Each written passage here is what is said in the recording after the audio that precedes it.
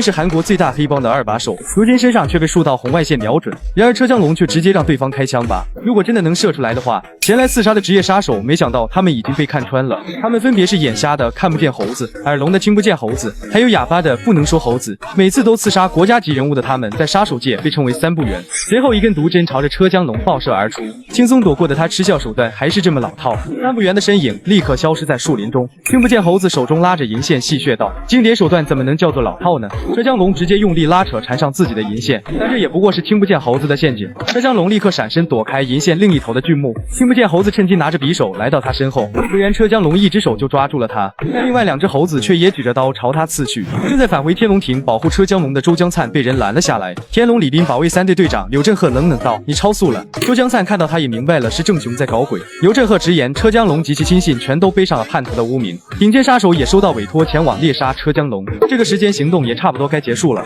周江灿的保卫早已失败，可他却反问刘振赫：“真的觉得车江龙会需要保护这种东西吗？”实际上周江灿要去做的不是保护，而是要去阻止处于愤怒状态的车江龙即将展开的大屠杀。刘振赫冷声道：“身为礼宾保卫2队队长，竟然不履行保卫职责，那就让我来教教你什么叫保卫吧。”2人的身影同时消失在原地。这是车江龙亲信与郑雄亲信之间的对决。天化亭内的车江龙已经打倒了3只猴子，他刚想发力碾死手中的臭猴子，可身体却突然一沉，跪倒在地。看不见猴子戏谑着问：“难道是因为块头太大吗？毒性竟然现在才发作？”原来车江龙碰到的毒针上有让人失明的阿托品，银线上有会让人耳聋的奎宁，短刀上则有会麻痹声带肌肉的箭毒。如此一来，车江龙就将进入眼瞎、耳聋，甚至不能发出嘶吼的状态，最终在全身感官功能逐渐失去的恐惧与孤独中慢慢死去。这就是3不元名字背后真正的理由。密集的毒针再次射向车江龙，银线也紧接着缠上了他的身体。洗碗干掉黑社会顶尖人物的3不元将站上黑社会巅峰，可这时车江龙却笔直朝着他们冲去。3不元惊讶，毒性应该已经蔓延全身才对。然而车江龙为了达到这个高度，早已经历过无数次抗毒训练，一路走来他不知道遇见过多少使用毒药的敌人。像3不元这种程度的毒，在车江龙眼里还不如烈酒来的实在。他的重拳猛轰向3不元，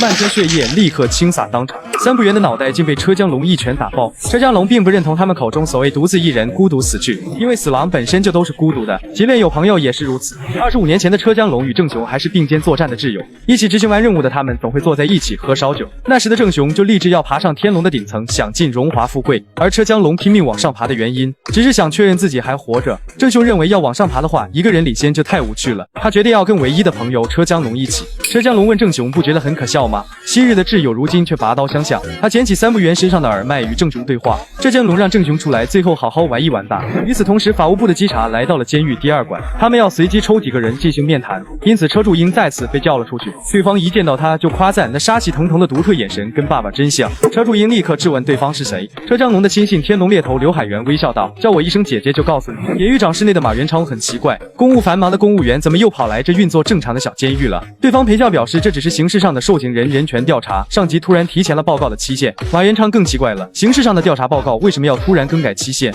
暗处的韩秀雅对这个理由感到有些不明所以。实际上刘海源听从车江龙命令混进来费了很大劲，毕竟这里连进出都受到国家安全局的管制。刘海源利用法务部高层的把柄，在各种威逼利诱下才以人权调查为借口成功混了进来。为了防止突发情况，他还特地爬到后山观察了整座监狱的结构。刘海源越看车柱英越像车江龙，不过他不理解车柱英居然不知感恩，想杀掉这世上唯一的亲生父亲，就仅仅为了一个死掉的女孩。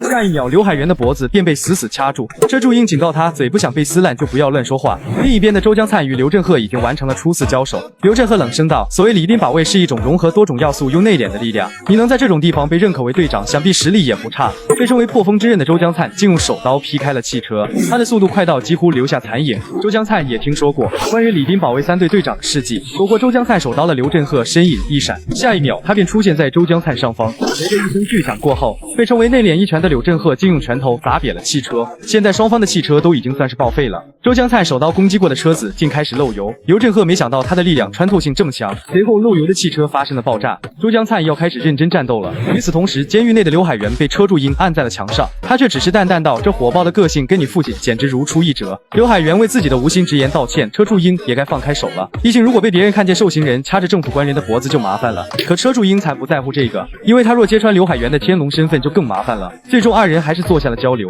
刘海岩表示，剩下5楼的鲨鱼没有任何情报，完全无法掌握。接下来车柱鹰还需面对无数青狮。在车江龙眼中，车柱鹰不过刚摆脱蚯蚓阶段，化为蛇形，想要成为青狮还有一段距离。车江龙说，每个人想要进化的方式都不同，他要刘海源把这个东西交给车柱鹰，这是车江龙未曾教过儿子的进化成青狮的方法。车柱鹰不明所以的注视着手中的纸条。就在这时，面谈室的门被突然打开，马元昌质问，早该结束的刑事上面谈怎么还没结束？另一个狱警解释，法务部的职员刚才就结束面谈离开了。马元昌不由得感到困惑，他怀疑，难道是自己太敏感了吗？深夜，韩秀雅买好食材回到家，准备做一顿大餐，可她却突然发现忘买肉了。于是她顺手拿起厨房的刀，思索着要买什么肉。如果要做咖喱的话，那也许母猪肉最合适吧。稍稍潜入的刘海源夸赞韩秀雅观察力很敏锐吗？韩秀雅微笑道，家里多了股甜甜的味道，怎么可能会没发现？刘海源想趁机夺刀，却失败了。韩秀雅质问他，既然偷偷潜入单身女子的家中，难道是变态吗？被绊倒的刘海源在听到韩秀雅说自己是变态后更兴奋了。韩秀雅立刻举刀想要把他除掉，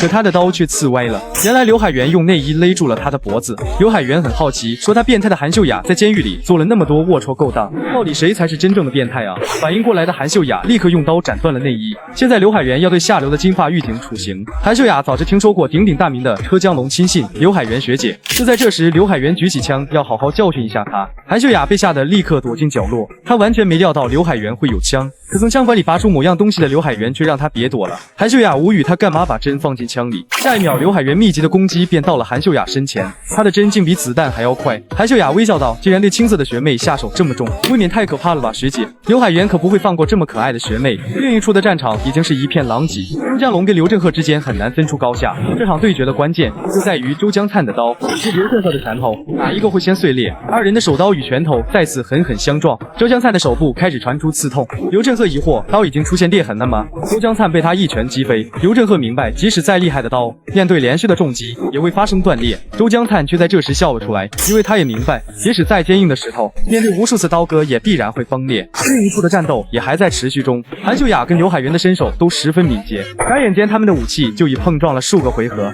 刘海源的上衣被划出一大道口子，韩秀雅的丝袜也已经变得破破烂烂。眼看刘海源就要成功终结韩秀雅，可韩秀雅却突然掏出了一根警棍。毕竟身为狱警的他，想要压制罪犯，至少得准备这些。刘海源察觉到韩秀雅的气场突然变了，警棍再次狠狠抽下。韩秀雅让学姐别轻举妄动，因为现在开始更火辣的要来了。与此同时的另一处战场，周江灿挂在大桥边摇摇欲坠，他难以置信刚才自己的连续猛攻明明全击中了，但是刘振赫怎么可能会毫发无伤？他很快就告诉了周江灿答案，原来刘振赫早先就准备好防弹衣穿在身上，这并不是卑鄙的手段，而是作为礼宾保卫的基本功，不管对方再怎么挣扎都没有用。今晚车江龙一方将被载入于败者名册，永远消失。25年前的车江龙与郑雄是并肩作战的挚友，在一起用暴力强制向夜店收取高利贷后，浑身是血的郑雄嗤笑那夜店老大看起来那么嚣张，结果却扔下自己的所有手下独自逃跑了。车江龙问郑雄，忘了加入天龙那天前辈们说了什么吗？在这个圈子，就算是并肩作战的朋友，也要随时有被背叛的觉悟。郑雄在收到车江龙的挑衅后大笑起来，他要让车江龙看看什么是真正的混账。